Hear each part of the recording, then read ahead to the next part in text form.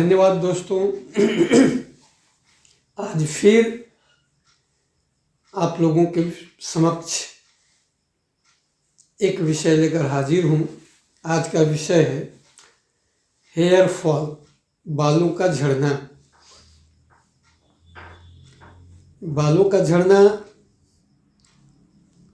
ये आम बीमारी होती जा रही है और हर युवा युवती इससे परेशान हैं। तो आइए आज इसी विषय पर हम अपनी जो जानकारी है आपको शेयर करते हैं। इससे आपको कितना लाभ होता है आप देखें।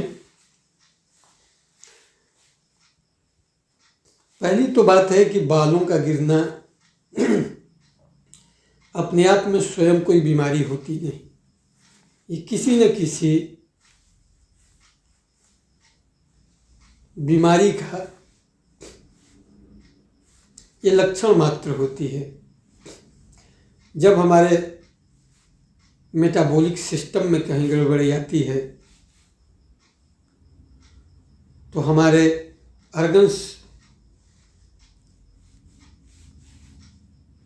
सिस्टमेटिक वर्क नहीं करते और उसके परिणाम स्वरूप कई शरीर के अंदर विकृतियां पैदा होने लगती हैं और उन आंतरिक विकृतियों का ही प्रतिफल होता है बाल का गिरना, बालों का झड़ना। तो इस तरह हम देखेंगे कि बालों का झड़ना मुख्य रूप से जिस तरह से आप लोग टीवी में या पत्रिकाओं में जिस तरह से प्रचार देखते हैं और ठगे जाते हैं, उस तरह से बालों का झड़ना रोका नहीं जा सकता। तो क्या ये ऐसी समस्या है जिसका कोई निदान ही नहीं है? चिकित्सा विधा में नहीं शब्द होता नहीं, और ख़ास करके होम्योपैथिक चिकित्सा विधा में तो और भी कोई चीज़ असंभव नहीं, ये बिल्कुल संभव है। बाल आपको जब झड़ते हैं उसका कारण ये होता है, हमारे बाल जो हैं वायुमंडल से ऑक्सीजन ग्रहण करते हैं। तो बालों की जड़ें जो है वहाँ रंध्र होते हैं, छोटे छोटे होल होते हैं जो बालों के जरिए वो ऑक्सीजन एडप्ट करता है। शरीर का जो हमारा हार्मोन बेतरतीब हो जाता है, अनसिस्टोमेटिक हो जाता है, तो एक तैलीय पदार्थ जो हार्मोन के डिजॉर्डर के कारण होता है अंदर से आकर के बालों के होल को बंद कर देता है और इस कारण बालों को ऑक्सीजन जो है वो ट्रांसमिट करने में बाधा पहुंचती है और बाल गिरना शुरू हो जाते हैं। कई बार लिवर इन्फेक्शन के चलते बाल गिरते हैं, आंतों में इन्फेक्शन के चलते बाल गिरते हैं, टाइफाइड या मलेरिया जैसे फीवर जब हो जाते हैं तो बाल गिरते हैं, और कई बार बहुत ज़्यादा स्टेरॉयड एंटीबायोटिक के इस्तेमाल के कारण भी बाल गिरते हैं। कारण बहुत सारे हैं। कुछ औरतों को बाल जो है वो मासिक की गड़बड़ी से गिरते हैं और वो कभी कभी सामान्य रहते हैं, वो बाल गिरते हैं और फिर आ भी जाते हैं, लेकिन कभी कभी जटिल हो जाते हैं और बड़ी तेज़ी से बाल झड़ने लगते हैं और बहुत ज़्यादा बाल झड़ जाते हैं और उनके लिए एक चिंता की विषय हो जाती है। कुल मिलाकर ये कहें कि बालों का गिरना एक आम बीमारी हो गई है और हर युवा युवती का यह एक चिंताजनक विषय बन गया है। हम आपको कोशिश करते हैं कि आपको बालों को बचाने के लिए होम्योपैथी के बारे में कुछ बताएं, जानकारियां दें। वैसे तो होम्योपैथ में कोई भी कॉमन दवा होती नहीं है किसी बीमारी की। मूलतः वो उस व्यक्ति के मानसिक लक्षणों को केंद्र बनाकर ही इलाज किए जाते हैं और किए जाने पर सफलता मिलती है। इसलिए आपको पूर्ण रूपेण ठीक होने के लिए आपको एक एक्सपर्ट होम्योपैथिक चिकित्सक के शरण में जाना चाहिए। उसके परामर्श से कुछ दवाएं खानी चाहिए। फिर भी कुछ कॉमन दवाएं हैं जिनका उपयोग आप कर सकते हैं। आपको अगर इसमें सबसे ऊपर आती है दवा सेलेनियम। जो लोग गोरे रंग के हैं, जिन्हें धूप बर्दाश्त नहीं होती, वो सेलेनियम 30 पावर की दवा दिन में 2 बूंद 3 बार खाएंगे तो ज़्यादातर लोगों की जिन्हें गर्मी बर्दाश्त नहीं होती, ये दवा बाल का झड़ना रोक भी देती है और उसे घना भी बनाती है। लेकिन इसके साथ साथ सप्ताह में 1 बार लाइकोपोडियम नाम की दवा 200 पावर की दवा जरूर खानी चाहिए। अगर किसी का बाल झड़ता है और उसका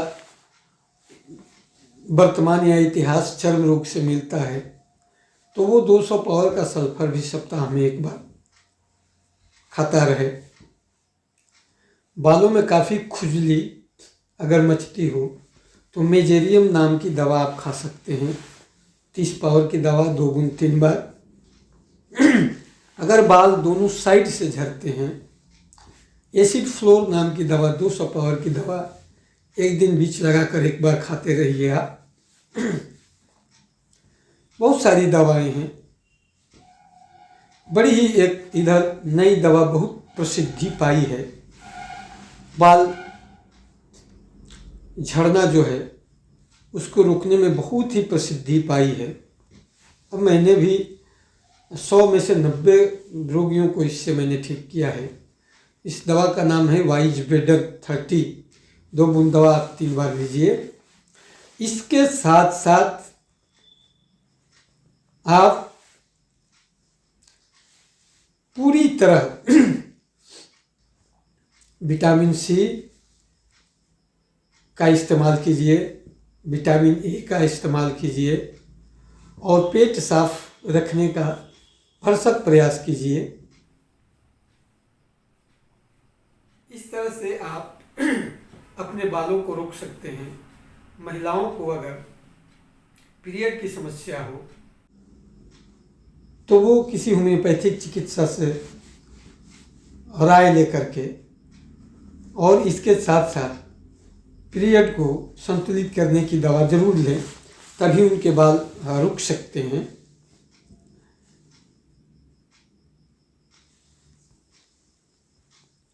इन सारी दवाओं के साथ साथ आप लीवर को दुरुस्त करने का पूरी तरह प्रयास करते रहें तो आपके बाल झड़ना बिल्कुल रुक जाएंगे।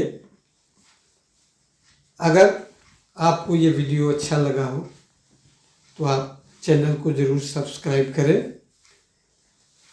आपको इस विषय से हटकर मैं एक टिप्स बता रहा हूँ और लगभग कोशिश करूँगा कि हर वीडियो बनाते समय एक न एक टिप्स बताऊँ जो आपके किसी एक्सीडेंटल कंडीशन में काम आए।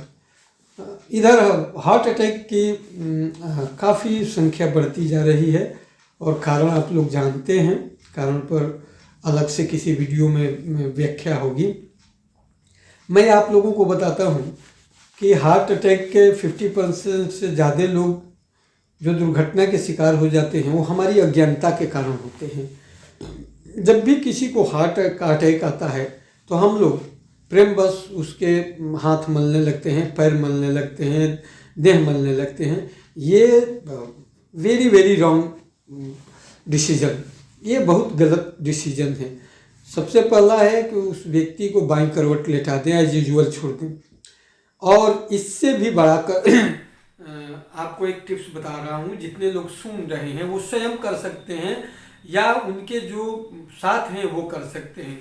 जैसे आपको असहजता लगे, आप तुरंत दोनों हाथों को आगे की तरफ ऐसे झुकाकर और तमाम उंगलियों को एक जगह से बटोर करके और टाइट करके और हाथ को ऐसे सटा लीजिए। इस मुद्रा में आ जाने से आपका हार्ट का अटैक रुक जाएगा। अगर स्वयं वो नहीं कर सके तो जो भी उनके अटेंडेंस है, जो भी उनके बगल में है, अपने हाथों से पकड़कर दोनों उनके हाथ की उंगलियों को ऐसे जुटाकर जोर से मुट्ठी से दबा दे, स्वयं वो अटैक रुक जाएगा। ये एक बहुत ही कारगर टिप्स है। और फिर अगले वीडियो में हम मिलेंगे अगले विषय को लेकर। और आप चैनल को सब्सक्राइब करें और जिस तरह का सुझाव या ज़रूरत या जो जानकारी लेना हो आप कमेंट बॉक्स में ज़रूर लिखें। धन्यवाद।